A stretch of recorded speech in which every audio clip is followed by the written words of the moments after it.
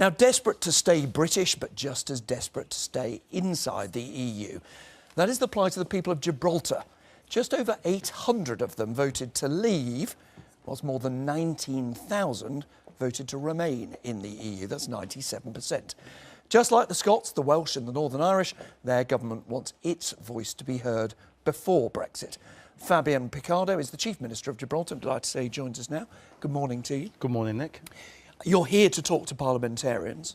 What is your message to them on behalf of the people of Gibraltar? Well, I think that the people of Gibraltar have been very clear in the expression of their will in the referendum. There hasn't just been one referendum in Gibraltar in the past 30 years. There's been a number of them, also on the issue of whether we want to remain British. And our views there are even clearer than our desire to continue to participate with the European Union. And therefore, in looking at what deal the United Kingdom does, and I think there is going to be one UK negotiation, of course, and one UK deal, we mustn't see it as a binary deal. I think it's going to be a differentiated deal for different sectors of industry, for different parts of the United Kingdom. It's going to be a multifaceted deal, and one of those facets has to be the facet that applies to Gibraltar. Let's just translate that word differentiated. Are you saying that just as Scotland is saying, well, we'd like a special deal, that Gibraltar are saying, we want our own status, whatever the rest, whatever the UK as a whole has? What we're saying is that different parts of the rules that are today the European rules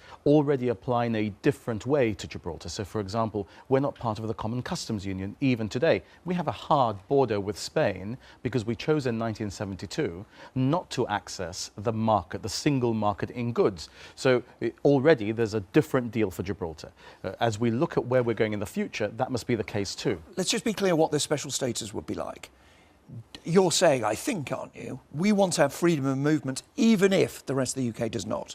That's right. We want to be in the single market even if the rest of the UK is not. That's right. But look at the way that freedom of movement applies in Gibraltar. So when you talk about freedom of movement in the United Kingdom post-Maastricht, you're talking about immigration and the right of establishment in the United Kingdom.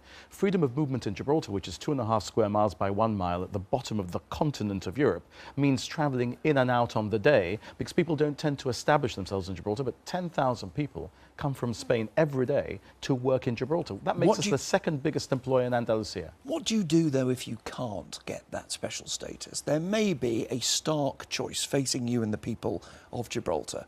The choice may be simply this, that you have to leave the EU and leave the single market and abandon freedom of movement, whether you like it or not, however many people voted for something different in in Gibraltar, or you have to do a deal with Spain over sovereignty and give them what they've long wanted, some form of shared sovereignty.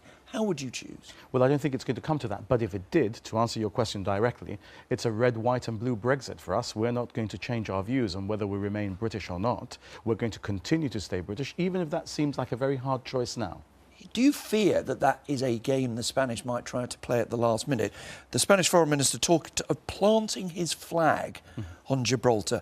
Now, some people believe that 1 minute to midnight in the negotiations, the Spanish will say, the whole deal is off unless you give us some form of sovereignty over Gibraltar. Well, to be fair, that was the former Spanish Foreign Minister, Señor Marrr, and he didn't play that card at 1 minute to midnight. He quite openly said that Spain was going to be playing this card from the beginning of the negotiations. So I think Gibraltar has to thank him for having been so open and clear in the way that Spain was going to focus the issue under his period in the But there is a risk, you think? There's a risk that that card could be played? Well, there is a risk that Spain could fail to be sensible in its approach, because remember that it's as much in the interests of the region around Gibraltar and Andalusia to have a Gibraltar that continues to provide jobs. Now, if they play that card, they would be doing the things that they've done before on aviation and in other areas of the European acquis applying to Gibraltar.